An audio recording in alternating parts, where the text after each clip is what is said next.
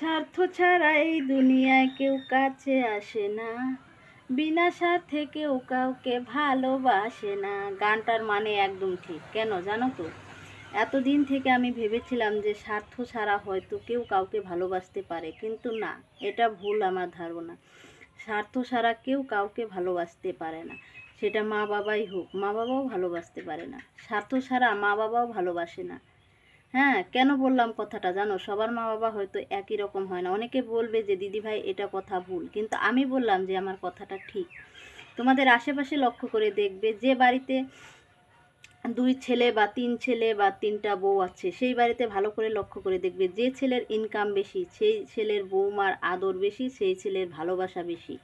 আর যে ছেলের ইনকাম কম সেই ছেলের আদর কম, বৌমার আদর কম। সারাদিন ক্যাটের ক্যাটের ভেটের ভেটের শুনতেই হবে। তো এর মধ্যে ভালোবাসার মধ্যে স্বার্থ আছে কি না বুঝে নাও।